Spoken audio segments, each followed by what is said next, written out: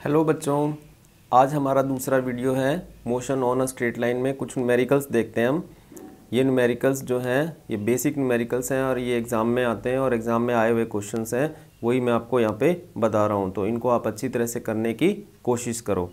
तो सबसे पहला एग्जाम्पल जो है वो है यहाँ पर हम देखते हैं, हमें एक क्वेश्चन दे रखा है कि एक पिंड 5 सेकंड में 5 मीटर पूर्व दिशा में चलता है, सरल रेखा के अनुदिश जा रहा है। तो हम एक पूर्व दिशा मान लेते हैं इस तरफ। तो हमने ए से बी तक ये जो है ये ए से बी की तरफ पूर्व दिशा मान ली और ये 5 मीटर की दूरी हमने यहाँ दिखा दी। तो 5 सेकंड में कण 5 मीटर की दूरी तय कर लेता है। उसके बाद में वो 180 डिग्री कोण घूमकर, 180 डिग्री कोण घूमने का मतलब ये है कि कण इधर जा रहा है और चलते चलते रुक करके और कण इस तरह से 180 डिग्री कोण घूम गया, यानी ये दिशा कौन सी होगी फिर, पश्चिम दिशा। तो अब वो 3 मीटर 3 सेकंड में 3 मीटर पश्चिम दिशा में जाता है। तो इसका मतलब ये जो आपका पॉइंट है यहाँ पर ए, इस ए पॉइंट से वो बी पॉइंट तक कितना गया, 5 मीटर गया और फिर बी से वापस मुड़ करके ए की तरफ वो आया 3 मीटर। तो जब वो बी से ए की तरफ 3 मीटर आया तो इसका मतलब वो अब कहाँ पर है, वो यहाँ सी पॉइंट के ऊपर है कहीं। तो ये सी पॉइंट के ऊपर वो है और ये जो आपकी दूरी है इस तरफ जो उसने तय की है ये 3 मीटर दूरी तय की है उसने, और कितनी देर में, 3 सेकंड में। ठीक है। तो अब वापस फाइनली वो है कहाँ पर, सी पर है, ए से चला सी पर है। तो अब हमें यहाँ दो चीज़ें निकालनी है। एक तो हमें क्या निकालना है, उसकी औसत चाल निकालनी है। तो औसत चाल क्या होती है, औसत चाल हम जानते हैं कि कुल दूरी बटे कुल समय औसत चाल होती है। तो ए से सी तक उसकी औसत चाल क्या होगी, तो उसके द्वारा तय की गई दूरी और उसमें लगा समय। तय की गई दूरी कितनी है, ए से बी तक कुल कितनी दूरी है, 5 मीटर, और बी से सी तक कितनी है, 3 मीटर। तो टोटल दूरी कितनी होगी, 5 + 3। तय की गई दूरी 8 मीटर हो गई और इसमें उसको समय कितना लगा, 5 सेकंड + 3 सेकंड, यानी टोटल उसे 8 सेकंड लगे। तो इस तरीके से 8/8 यानी 1 मीटर प्रति सेकंड हो। तो सिंपल सी बात है। लेकिन विस्थापन में देखो, अब कण कहाँ से चलना शुरू किया, ए से, और कण अब है कहाँ पर, सी पर है। तो ए से सी तक बीच शॉर्टेस्ट डिस्टेंस जो होती है वो विस्थापन होएगा।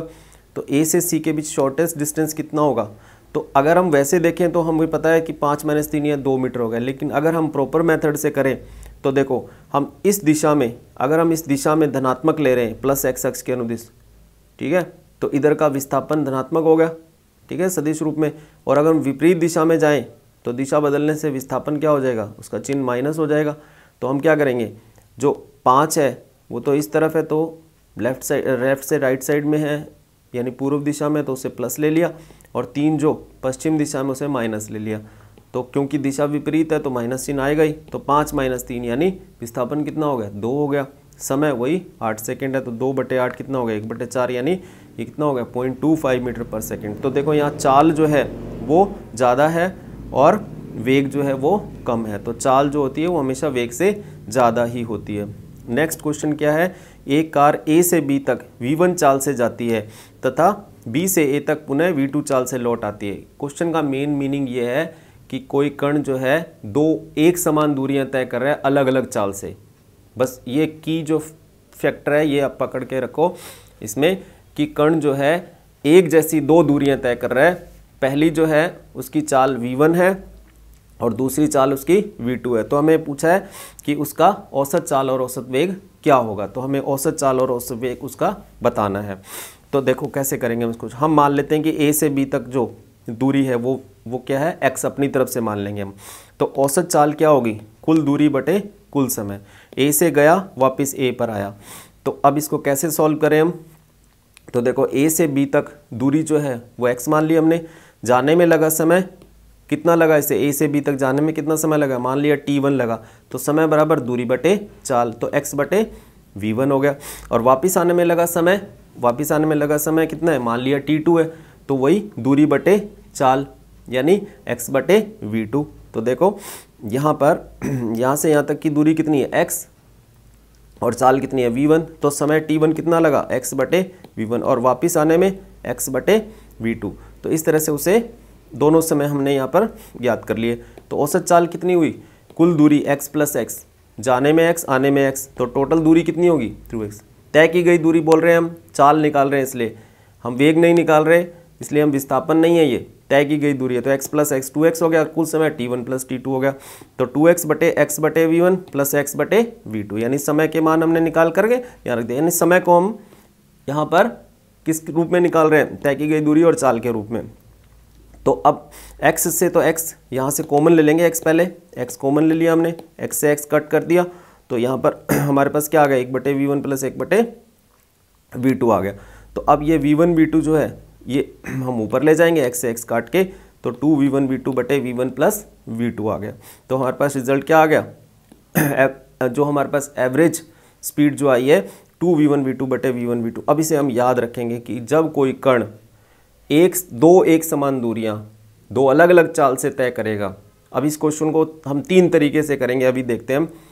तीनों में यही बात आएगी सेम, कण जो है जो दूरी तय कर रहा है वो एक जैसी है लेकिन चाल अलग होगी। तो उसका फॉर्मूला क्या बनेगा एवरेज का, एवरेज स्पीड का 2v1 v2 बटे v1 प्लस v2।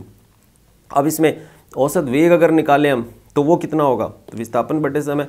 कण का विस्थापन 0 है, 0 क्यों है, कण जिस पॉइंट से चलता है वापस वहीं आ गया। तो अंतिम स्थिति और प्रारंभिक स्थिति जब सेम है तो फिर विस्थापन कितना होगा, 0 होगा।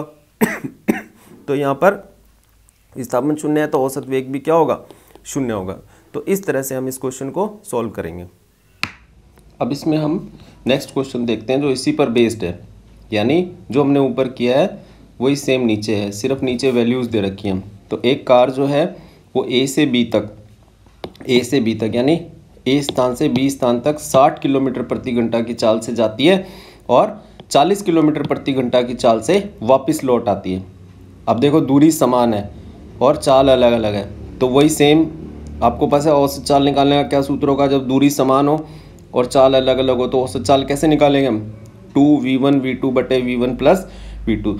तो आप इसमें सूत्र लगाओगे 2v1 v2 बटे v1 प्लस v2, तो क्या बनेगा बताओ। तो आप क्या करते हो, यहाँ v एवरेज निकालते हो, 2v1 v2 और v1 प्लस v2, 7 प्लस 40 100 हो गया। तो ये कितना हो गया, 0 से 0 कट हो गया, तो ये कितना आ गया, 48 आ गया, 48 किलोमीटर पर आवर।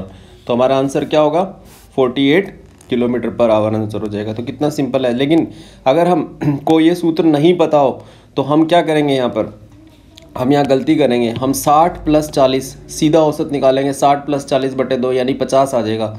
और यहाँ 50 भी आंसर दे रखा है, तो और पहला ही आंसर 50 दे रखा है। तो आप हमेशा याद रखो जब मल्टीपल चॉइस क्वेश्चन आते हैं तो उसमें जो पहला आंसर होता है वो हमारा गलत आंसर जो होता है उसके होने के चांसेस ज़्यादा होते हैं। तो हम गलत करते हैं कंसेप्ट को और गलत फॉर्मूले से गलत रिजल्ट निकाल लेते हैं, तो पहला ही आंसर हमें वही मिलता है, हम उसको टिक कर देते हैं। इसलिए अप्रोच ऐसी होनी चाहिए कि हमें 4 ऑप्शन में से पहले नहीं है वाले ऑप्शन देखने चाहिए कि ये आंसर नहीं है, ये आंसर नहीं है, ये आंसर नहीं है, फिर कौन सा आंसर है अपने आप पता चल जाएगा। वो धीरे धीरे प्रैक्टिस से आपको पता चलेगा। नेक्स्ट क्वेश्चन पर आते हैं। ये क्वेश्चन भी आप देखिए ज़रा ध्यान से कि कोई पिंड अपनी गति की आधी दूरी v1 चाल से और शेष आधी दूरी v2 चाल से तय करता है। आप देखो क्वेश्चन वही है कि एक पर्टिकुलर दूरी है, एक दूरी जो है वो v1 चाल से और उतनी ही दूरी वो v2 चाल से तय करता है, लेकिन उसने थोड़ा सा क्वेश्चन को अलग तरीके से दिया। तो पूरी दूरी a से c तक है, हमने इसे 2 हिस्सों में तोड़ लिया, a से b और b से c, लेकिन दूरियां समान है। तो मान लिया a से b x है और b से c x है, ठीक है। तो इस तरह से ये दूरी हमने x मान ली, यहाँ चाल v1 होगी v2 होगी। अब वही सेम औसत चाल कुल दूरी बटे कुल समय, कुल दूरी कितनी होगी x प्लस x यानी 2x होगी, ठीक है। और कुल समय t1 प्लस t2। अब समय निकालने का सूत्र क्या है, यहाँ से यहाँ तक t1 समय लगा, इसे a से b तक समय क्या होगा, दूरी बटे चाल यानी x बटे v1। इधर समय t2 कितना होगा, x बटे v2। तो x बटे v1 x बटे v2 रख दिया हमने, समय x बटे v1 x बटे v2। ये थोड़ा ध्यान से देख लेना आप, हर जगह में समय इसी तरह से निकालना है, ठीक है। तो यहाँ से x कॉमन ले लेंगे, x बाहर आ गया, अंदर बच गया 1 बटे v1 प्लस 1 बटे, x से x कट कर दिया हमने। अब v1 1 बटे v1 1 बटे v2 को सॉल्व कर लेंगे। इसका हम क्या निकाल लेंगे, एलसीएम निकाल लेंगे। तो इसका एलसीएम क्या आएगा, ये देखो यहाँ पर एलसीएम निकाल लिया हमने। एलसीएम जो इसका आ गया वो आ गया v1 प्लस v2 बटे v1 v2।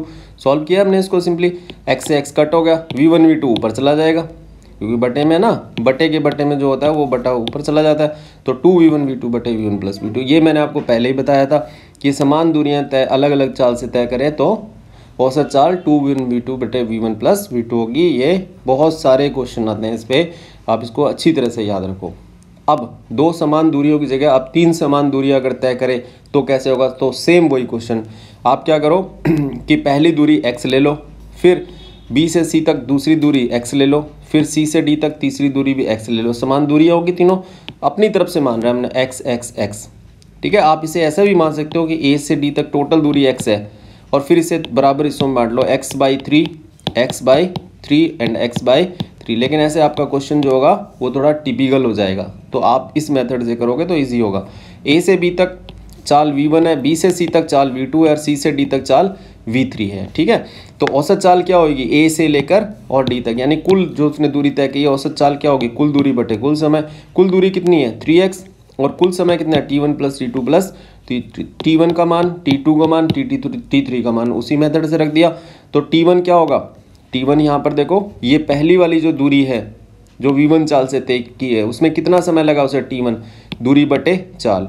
ये दूसरी दूरी है x जो उसने v2 चाल से, तो इसमें कितना समय लगा? t2 बराबर x बटे v2, इसमें x बटे v3, तीनों मान यहाँ t की जगह रख दिए। x यहाँ से कॉमन ले लेगा, अपॉन में x उसने कॉमन ले लिया, x से x ऊपर काट दिया, 1/v1 plus 1/v2 plus 1/v3। अब इसमें लघुत्तम क्या आ रहा है इसका? v1 v2 v3, तो यहाँ v1 है अपॉन में, तो हम क्या करेंगे? ये v1 छोड़ देंगे तो v2 प्लस v2 v3 यहाँ लिख देंगे, v3 v1 लिख देंगे, यहाँ v1 v2। ये तो आपको सॉल्व करना ही आता है, कैसे करना होता है, ये वही चीज़ है। ये जो अपॉन में जो टर्म है इसको उठा के ऊपर ले आएंगे, तो ये ऊपर चले जाएंगे 3v1 v2 v3, v1 v2 plus v2 v3 plus v3 v1। इस तरह से ये औसत चाल आ गई। ये 3 एक समान दूरियों के लिए है, लेकिन 2 वाला याद रखो, तीसरे वाला तो हमको निकालना आता ही है, कोई बड़ी बात नहीं है। नेक्स्ट क्वेश्चन है, एक व्यक्ति आधी दूरी v चाल से तथा शेष आधी दूरी v1 प्लस v2 चाल से समान समय अंतराल में तय करता है, तो व्यक्ति की औसत चाल क्या होगी? ये क्वेश्चन थोड़ा सा अलग हो गया। ये कह रहा है कि एक व्यक्ति कोई दूरी तय करता है, उसमें से आधी दूरी v चाल से तय करता है, ठीक है। हम कहते हैं कि मान लो वो टोटल जो है a से c तक जाता है। अब इसका बिल्कुल मध्य बिंदु b लगा दिया मैंने, तो a से b तक ये आधी दूरी होगी, मान लिया ये आधी दूरी x है। अब b से c तक की जो आधी दूरी है वो कितनी होगी? फिर वो भी x होगी, ठीक है। तो इस तरह से ये x दूरी हो गई, ये x दूरी है। अब पहली दूरी का तो उसने सीधा बता दिया कि वो v चाल से तय कर रहा है, लेकिन दूसरी दूरी में जो x दूरी है उसको उसने 2 हिस्सों में तोड़ा है। अब उसने 2 हिस्सों में कैसे तोड़ा है? समय के आधार पर। वो कहता है कि मान लीजिए यहाँ से यहाँ तक उसको टोटल t, मान लीजिए उसको कुछ भी समय लगता है, 10 सेकंड लगता है, तो कहता है कि पहले 5 सेकंड तक तो उसकी चाल v1 है और दूसरे 5 सेकंड उसकी चाल v2 है। तो यहाँ पर हम क्या करते हैं कि मान लिया b से d तक उसको t समय लगा, तो t समय में उसकी चाल कितनी है? v1, और d से c तक उसे वही सेम t समय दोबारा लगा और उसकी चाल कितनी होगी? v2। तो अब ध्यान से देखो, आप यहाँ दूरियां समान नहीं है, समय समान लिए, 2 अलग अलग समय अंतराल के लिए उसने लिया है, दोनों समय एक जैसे है। तो टोटल उसको कितना समय लगता है b से c तक? उसको 2t समय लगता है। उसने 2 हिस्सों में तोड़ लिया उसको, b से d और d से c। तो इसका मतलब ये नहीं है कि ये दूरी x/2 होगी, ये x/2 होगी, नहीं। क्यों? क्योंकि यहाँ उसकी चाल v1 है, तो इसका मतलब यहाँ v1 चाल से वो t समय में जो दूरी तय करेगा वो v1t होगी, और यहाँ v2 चाल से जो t समय में दूरी तय करेगा वो v2t होगी। तो क्या आपको यहाँ से यहाँ तक की दूरी निकाल सकते हो आप? बिल्कुल। दूरी बराबर क्या होता है? चाल इंटू समय। तो ये दूरी कितनी होगी? v1t, है ना। इसी तरह से d से c तक जो दूरी है वो निकाल सकते हो आप? बिल्कुल। तो दूरी बराबर क्या होगा? चाल इंटू समय। चाल v2 है, समय t है, तो v2t। इसका मतलब ये दूरी कितनी होगी? v1t। ये दूरी कितनी होगी? v2t। और ये दोनों दूरियां कितनी है? x, तो x के बराबर रख देंगे तो उससे t आ जाएगा। कैसे करेंगे? देखो, ये हम डायग्राम हमारे सामने है, अब हम इसको सॉल्व करते हैं, ठीक है। तो a से b तक दूरी x मान ली, b से c तक दूरी x मान ली, ठीक है। अब वो टोटल दूरी है, a से c तक को 2 हिस्सों में बांट लिया x x करके। अब b से d तक जो लगा समय है वो t है तथा चाल v1 है। अब ये देखो, यहाँ पर ये जो डायग्राम है इसका एक पार्ट हम इसको उठा करके कट करके यहाँ से इसको कॉपी कर लेते हैं और अपनी सुविधा के लिए इसको यहाँ ऊपर यहाँ बना देते हैं, ताकि हमें बार बार पीछे ना जाना पड़े। यहाँ हमने इसको पेस्ट कर दिया, इसको थोड़ा शॉर्ट कर देते हैं हम, इसको यहाँ रख लेते हैं हम, ठीक है। अब देखो वो कह रहा है कि B से D तक लगा समय T है। ये देखो B ये रहा, D ये रहा, तो B से D तक लगा समय उसे T मान लिया उसने। तो D से C तक लगा समय भी क्या होगा, T होगा। तो यहाँ जो उसकी चाल है वो V1 है। तो ये दूरी कितनी हुई B से D तक, ये दूरी B से D वाली V1T हो गई। इसी तरह से D से C तक उसे समय वही T लगा प्रश्न अनुसार, और चाल उसकी क्या है, वहाँ V2 है। तो तय की गई दूरी कितनी होगी ये D से C तक, तो समय बराबर तय की गई दूरी क्या होगा, चाल इंटू समय, तो V2T होगा। तो ये दूरी V1T हो गई, ये दूरी V2T हो गई। तो इस तरह से क्या हुआ, फिर यहाँ पर उसने कुल दोनों दूरियाँ निकाले। तो B से C तक टोटल दूरी कितनी हुई, B से C तक टोटल दूरी कितनी हुई, ये दूरी प्लस ये दूरी। तो टोटल दूरी कितनी है, वो x हमने मान रखी है। तो हम क्या करेंगे, x बराबर V1T प्लस V2T कर देंगे। यहाँ से हम t जो टाइम है वो निकालेंगे, क्योंकि हमें औसत चाल निकालने के लिए समय पता होना ज़रूरी है। तो यहाँ से हम क्या करेंगे, t का मान निकालेंगे। तो इस तरह से t का मान हमने निकाल लिया। ठीक है, अब हम आगे बढ़ते हैं। अब हमारा उद्देश्य क्या है क्वेश्चन को करने का, हमारा औसत चाल निकालना हमने। तो a से c तक औसत चाल क्या होगी, कितनी होगी, तय की गई दूरी बटे कुल समय। अब तय की गई दूरी कितनी है, ऊपर डायग्राम में देखो, यहाँ से लेकर यहाँ तक वो कितनी दूरी तय करता है x, और यहाँ से लेकर यहाँ तक टोटल कितनी दूरी तय करता है x। तो तय की गई दूरी कितनी होगी, 2x। अब समय देखो, यहाँ से लेकर यहाँ तक जो उसे समय लग रहा है, मान लो वो समय t1 है, ठीक है, और यहाँ से लेकर यहाँ तक उसे जो समय लग रहा है वो 2t है। तो टोटल समय कितना हुआ, t1 प्लस 2t। तो वही सेम चीज़ हमने यहाँ की है। तो कुल दूरी x प्लस एक्स होगी और t1 प्लस t हो गया। अब देखो t1 का मान तो हम निकाल सकते हैं। तो t1 का मान कितना होगा, देखो t1 का मान क्या होगा यहाँ पर, t1 बराबर दूरी बटे चाल। कैसे किया हमने, ये देखो t1 कहाँ मान रहा हूँ मैं, t1 यहाँ से लेकर यहाँ तक जो उसे समय लगा ये t1 है। तो दूरी कितनी है, ये x, चाल कितनी है ये, तो t1 बराबर क्या होगा, x बटे v। तो ये लिख दिया मैंने t1 बराबर x बटे v, ये मैंने यहाँ शो कर दिया। तो t1 की जगह मैंने क्या रख दिया यहाँ पर, x बटे v रख दिया। और t प्लस टी क्या होगा, 2t, तो 2t, t की जगह मैंने क्या रख दिया, ये देखो ये रही समीकरण हमारी, t का मान हमने x बटे v1 प्लस v2 रख दिया। सिंपल है, कुछ नहीं है, जब आप करोगे सॉल्व तो आपको आ जाएगा। तो साथ साथ में आप सॉल्व करते रहो, आपको समझ आ जाएगा। तो इस तरह से ये आ गया, कंफ्यूज नहीं होना और बोर नहीं होना। ठीक है, बोरिंग नहीं है, ये इंटरेस्टिंग है। पहली बार करोगे थोड़ा सा कंसेप्ट को समझने में थोड़ा टाइम लगता है, उसके बाद में आपको समझ आ जाएगा सारा, तो आप बड़े इजीली कर सकते हो। बीच में नहीं छोड़ना कोई भी चीज़ को, एक बार शुरू कर दिया उसे ख़त्म करके ही छोड़ना है। तो अब ये वीडियो देख रहे हो तो इस वीडियो को पूरा देखो, ठीक है, एक बार पूरा देखो, फिर इसमें जो क्वेश्चन है वो उतार लो और फिर उन क्वेश्चंस को खुद सॉल्व करने की कोशिश करो, बड़ा इजीली सॉल्व हो जाएंगे। एक बार समझ आ जाएगा तो फिर हो जाएगा। तो x से x कट कर दिया, अब यहाँ क्या बच गया, x बाहर चला गया, x बाहर चला गया, तो 1/v plus 2 upon v1 plus v2, 1/v plus 2 v1 plus v2। अब ये अपॉन वाली जो टर्म है इसको हम सॉल्व करेंगे। तो हम क्या करेंगे, इस बटे के नीचे ये वाली राशि को सॉल्व करते हैं। तो इसमें लघुत्तम क्या आ रहा है, v1 plus v2, v1 plus v2। यहाँ v से v गया तो यहाँ क्या आ जाएगा, v1 प्लस v2 आ जाएगा।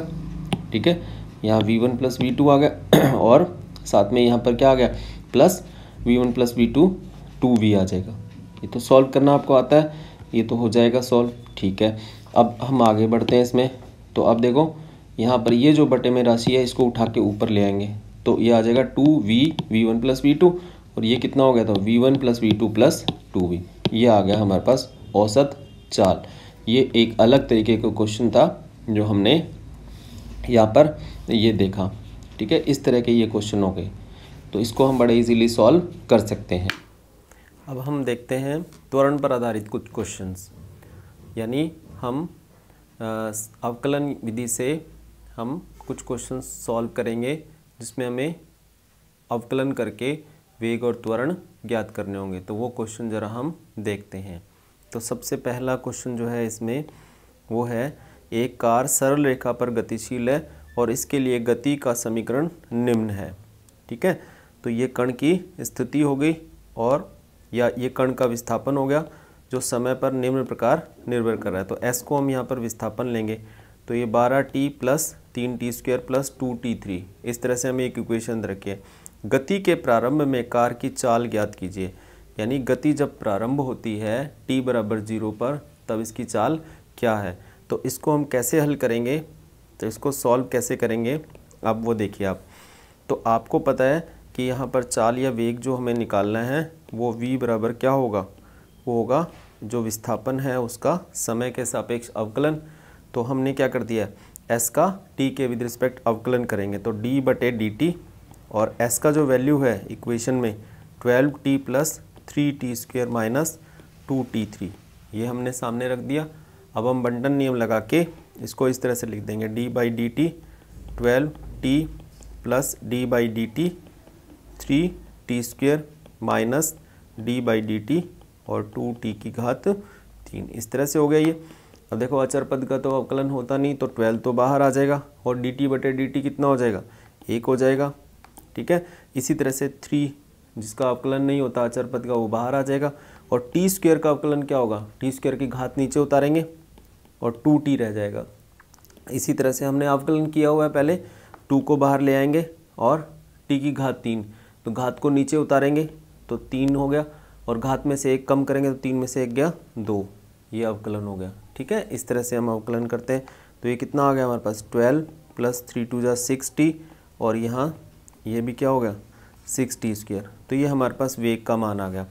अब ये जो हमारा वेग का मान आ गया, हमारा क्वेश्चन क्या कह रहा है कि कार प्रारंभ में काल की चाल क्या होगी। तो प्रारंभ में, प्रारंभ का मतलब t बराबर 0 समय पर, क्योंकि समय जो होगा 0 से ही शुरू होगा, समय माइनस में तो हो नहीं सकता। तो प्रारंभ कब होगा, जब t बराबर 0 होगा। तो प्रारंभ में t बराबर 0 पर कण की चाल, तो v बराबर क्या हो जाएगा, t बराबर 0 रख देंगे इस इक्वेशन में, तो हमारे पास क्या आ जाएगा 12 प्लस 6 इंटू 0 माइनस 6 इंटू 0 का स्क्वायर, तो हमारे पास क्या आ गया 12 आ गया। तो इसका मतलब t बराबर 0 यानी प्रारंभ में जो कण की चाल है वो कितनी है, 12 मीटर पर सेकंड की चाल है उसमें। तो ये क्वेश्चन इस तरह से, ये इसमें अवकलन था। ठीक है, अवकलन के मेथड से हमने इस क्वेश्चन को सॉल्व किया है। अब हम देखते हैं त्वरण पर आधारित कुछ क्वेश्चंस, यानी हम अवकलन विधि से हम कुछ क्वेश्चंस सॉल्व करेंगे जिसमें हमें अवकलन करके वेग और त्वरण ज्ञात करने होंगे। तो वो क्वेश्चन ज़रा हम देखते हैं। तो सबसे पहला क्वेश्चन जो है इसमें वो है, एक कार सरल रेखा पर गतिशील है और इसके लिए गति का समीकरण निम्न है। ठीक है, तो ये कण की स्थिति हो गई और या ये कण का विस्थापन हो गया जो समय पर निम्न प्रकार निर्भर कर रहा है। तो s को हम यहाँ पर विस्थापन लेंगे, तो ये 12t plus 3t² plus 2t3, इस तरह से हमें एक इक्वेशन रखी है। गति के प्रारंभ में कार की चाल ज्ञात कीजिए। यानी गति जब प्रारंभ होती है t बराबर 0 पर तब इसकी चाल क्या है। तो इसको हम कैसे हल करेंगे, तो इसको सॉल्व कैसे करेंगे अब वो देखिए आप। तो आपको पता है कि यहाँ पर चाल या वेग जो हमें निकालना है वो v बराबर क्या होगा, वो होगा जो विस्थापन है उसका समय के सापेक्ष अवकलन। तो हमने क्या कर दिया, s का t के विद रिस्पेक्ट अवकलन करेंगे तो d बटे dt, और s का जो वैल्यू है इक्वेशन में 12t plus 3t² minus 2t3, ये हमने सामने रख दिया। अब हम बंटन नियम लगा के इसको इस तरह से लिख देंगे d by D T 12t plus d by D T 3t² minus d by D T और 2t की घात 3, इस तरह से हो गया ये। अब देखो अचर पद का तो अवकलन होता नहीं तो 12 तो बाहर आ जाएगा और dt बटे dt कितना हो जाएगा, 1 हो जाएगा। ठीक है, इसी तरह से 3 जिसका अवकलन नहीं होता अचर पद का वो बाहर आ जाएगा, और t² का अवकलन क्या होगा, t² की घात नीचे उतारेंगे और 2t रह जाएगा। इसी तरह से हमने अवकलन किया हुआ है, पहले 2 को बाहर ले आएंगे और t की घात 3, तो घात को नीचे उतारेंगे तो 3 हो गया, और घात में से 1 कम करेंगे तो 3 में से 1 गया 2, ये अवकलन हो गया। ठीक है, इस तरह से हम अवकलन करते हैं। तो ये कितना आ गया हमारे पास 12 प्लस 3 2 जा 6t, और यहाँ ये भी क्या हो गया 6t²। तो ये हमारे पास वेग का मान आ गया। अब ये जो हमारा वेग का मान आ गया, हमारा क्वेश्चन क्या कह रहा है कि कार प्रारंभ में काल की चाल क्या होगी। तो प्रारंभ में, प्रारंभ का मतलब t बराबर 0 समय पर, क्योंकि समय जो होगा 0 से ही शुरू होगा, समय माइनस में तो हो नहीं सकता, तो प्रारंभ कब होगा, जब t बराबर 0 होगा। तो प्रारंभ में t बराबर 0 पर कण की चाल, तो v बराबर क्या हो जाएगा, t बराबर 0 रख देंगे इस इक्वेशन में, तो हमारे पास क्या आ जाएगा 12 + 6 × 0 - 6 × 0 का स्क्वायर, तो हमारे पास क्या आ गया 12 आ गया। तो इसका मतलब t बराबर 0 यानी प्रारंभ में जो कण की चाल है वो कितनी है, 12 मीटर पर सेकंड की चाल है उसमें। तो ये क्वेश्चन इस तरह से, ये इसमें अवकलन था, ठीक है, अवकलन के मेथड से हमने इस क्वेश्चन को सॉल्व किया है। अब हमारा नेक्स्ट जो क्वेश्चन है वो है किसी कण की गति का समीकरण निम्न है। हमें कण के विस्थापन और समय का एक संबंध दे रखा है, जहाँ विस्थापन उसने मीटर में दिया और समय उसने सेकंड में दिया है। तो विराम अवस्था में आने से पहले कण कितनी दूरी तय करेगा। अब क्वेश्चन को ध्यान से समझेंगे। इसमें एक तो वो पूछ रहा है विराम अवस्था, यानी हमें यहाँ पर कण का वेग निकालना है और वेग हमको 0 करना है, यानी कण का वेग 0 कब हुआ वो चीज़ हमें पता करनी है। तो वो जब वेग 0 हुआ है उस समय कितना है, उस समय पर हम यहाँ पर समीकरण में समय का मान रख के और उसका विस्थापन पता करेंगे। तो ये क्वेश्चन है। तो पहले हमें यहाँ वेव करना है, क्योंकि विराम अवस्था का मतलब वो समय जिस पर वेग 0 है उस समय पर हम यहाँ पर विस्थापन निकालेंगे, ये मतलब है इसका। तो अब इसको हम कैसे सॉल्व करेंगे, देखो बड़ा सिंपल है, आप बड़े इजीली खुद कर सकते हो। तो इसका आंसर, तो जो वेग होगा v वो क्या होगा, विस्थापन का समय के सापेक्ष अवकलन होगा, तो d/dt, और यहाँ पर हमने x का मान रख दिया 40 + 12t - t की घात 3। अब इसमें बंटन नियम लगा देंगे, तो d/dt 40, d/dt 12t और d/dt t⁻3। बंटन नियम लगा दिया, d/dt तीनों के सामने रख दिया। अब अचर पद का अवकलन होता है, नहीं होता, तो पहला पद क्या आ जाएगा, 0 आ जाएगा। दूसरे पद में 12 को बाहर निकाल लेंगे, dt/dt क्या होगा 1, तो यहाँ पर 12 बाहर आ गया, dt/dt 1 हो गया। तीसरे पद में t की घात 3 का अवकलन क्या होगा, घात 3 को सामने ले आएंगे उतार के, 3 में से 1 कम करेंगे 2 आ जाएगा, 3 को बाहर ले आए, 3 में से 1 कम किया 2 हो गया अवकलन। सिंपल है। अगर आपने अवकलन पहले देखा है तो बढ़िया है, नहीं तो फिर आपको अवकलन तो करना ही पड़ेगा। तो ये आ गया आपका 12 - 3t², ये आ गया आपका वेग। अब वो क्वेश्चन में क्या कर रहा है, विराम अवस्था। तो विराम अवस्था मतलब प्रश्न अनुसार आपसे क्या दे रहा है वो, कि आपको क्या करना है, यहाँ पर विराम अवस्था लेनी है।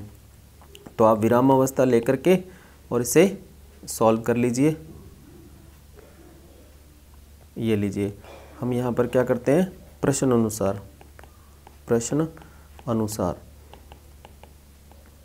विराम अवस्था v बराबर 0 पर, तो हम यहाँ v का मान 0 रख देंगे। तो हमने पीछे जो निकाला है हम लिख देंगे 0 बराबर 12 माइनस कितना था, 12 - 3t², 12 - 3t², ये लीजिए 12 - 3t² बराबर 0 हो गया। तो यहाँ से क्या बना, 3t² बराबर 12, तो t² बराबर कितना आ गया 12/3 4, तो t बराबर कितना आ गया ±2 आ गया। t² बराबर 4 था, √4 कितना होता है 2 होता है ना, तो t बराबर ±2 सेकंड। नेगेटिव टाइम होता है क्या कभी, नहीं होता, टाइम में नेगेटिव का कोई मतलब नहीं है। तो यहाँ पर t का जो वास्तविक मान होगा वो 2 सेकंड होएगा। अब हम क्या करना है, t बराबर 2 सेकंड को समीकरण 1 में रख देंगे। अतः t बराबर 2 सेकंड पर जो हमारा कण है वो क्या है, विराम अवस्था में है। तो इस समय कण का जो विस्थापन है वो कितना होगा फिर, तो x बराबर क्या हो जाएगा, अब वो समीकरण जो हमारी थी उसमें हम इसका मान रख देंगे। तो ये रही वो समीकरण, तो x बराबर 40, इस समीकरण को हम आगे ले जाते हैं कॉपी करके यहाँ से, तो हमारे को ये हमने इसको यहाँ रख देते हैं, तो यहाँ पर हम इसको पुट कर देते हैं। ये थी ना समीकरण, तो इस समीकरण को हमने यहाँ पुट कर दिया। अब हम क्या करते हैं, इसमें मान रख देते हैं। अब इसको कॉपी करके यहाँ हमने रख दिया, रखने के बाद में हम यहाँ पर क्या रखेंगे, t का मान 2 सेकंड रख देंगे, क्योंकि t बराबर 2 सेकंड पर हमारा कण क्या है, हमारा कण साम्यावस्था पे है। तो 40 + 12 × 2, 2 की घात 3, तो 40 + 12 दूना 24 और ये 8 हो गया। तो 40 × 20 = 60, 64 - 8, तो हमारे पास कितना बच गया, यहाँ पर हमारे पास बच गया 56, और 56 क्या आ गया, ये मीटर। तो हमारा विस्थापन कितना हुआ, 56 मीटर। साम्यावस्था पर हमारा 56 मीटर, ये हमारा उत्तर आ गया। ठीक है, तो ये इस तरह से ये संपन्न हो जाएगा।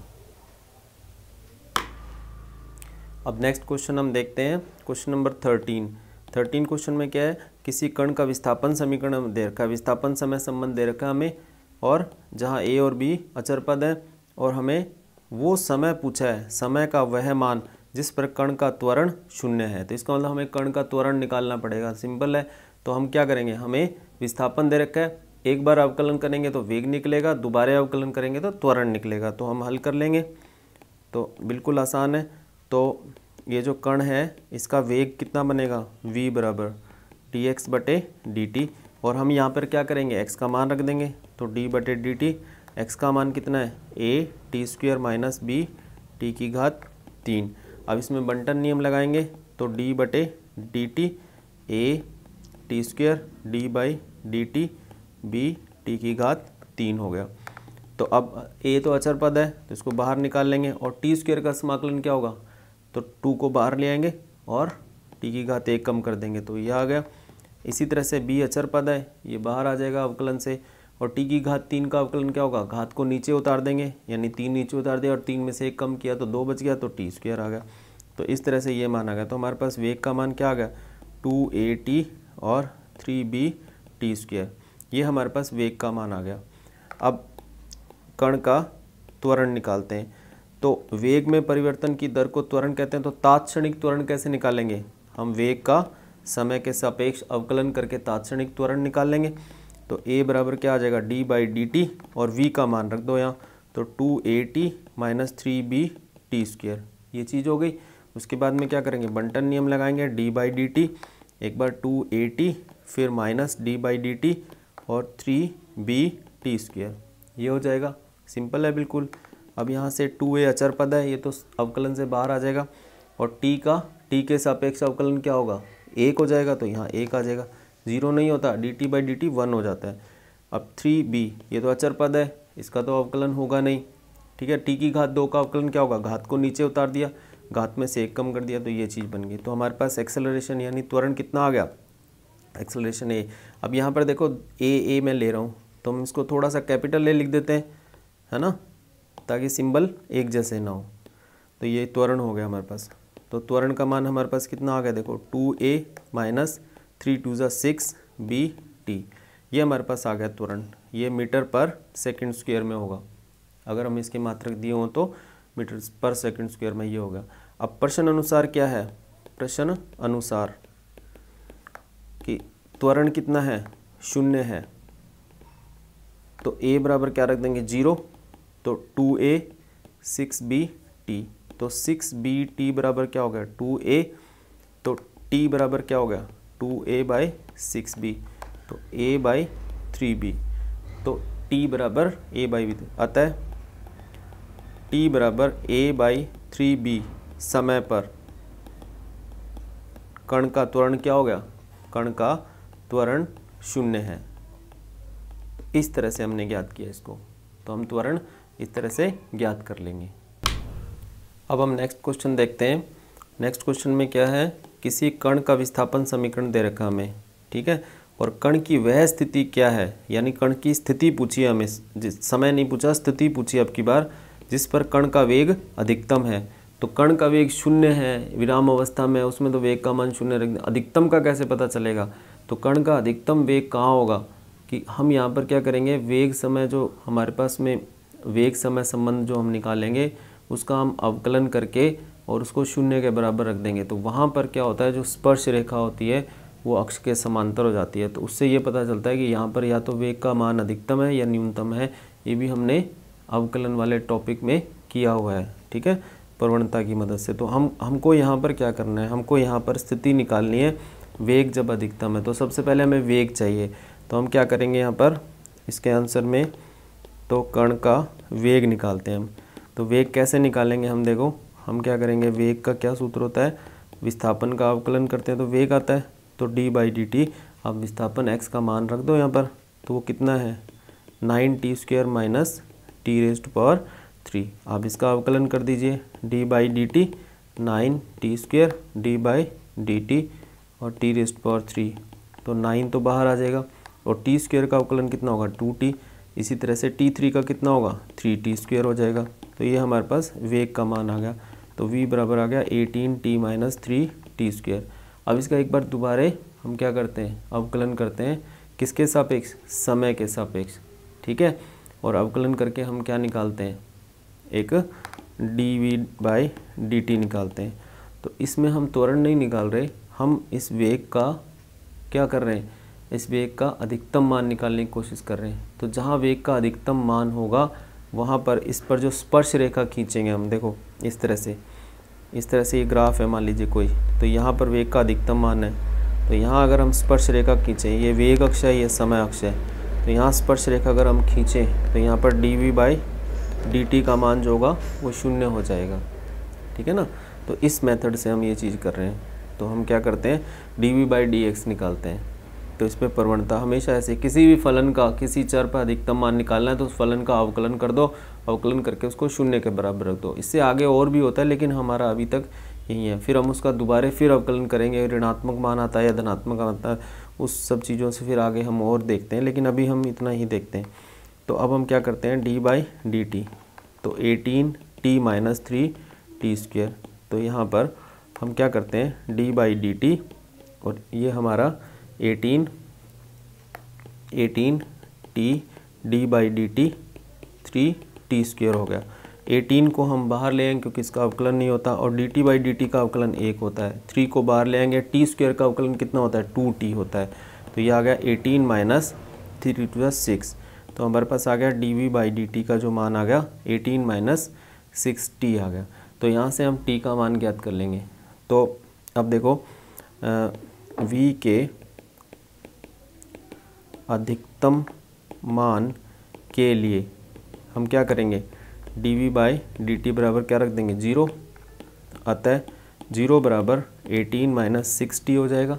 तो यहाँ से ये कितना आ जाएगा 6t बराबर 18 आ जाएगा। तो t बराबर क्या आ जाएगा 18/6, तो ये 3 आ जाएगा, 3 सेकेंड, ये चीज़ बन गई। अब एक बात सुनो मेरी, यहाँ पर ये अधिकतम और न्यूनतम दोनों मान हो सकते हैं। तो हम क्या करते हैं, इसका एक बार दोबारा अवकलन करके देखेंगे, ठीक है।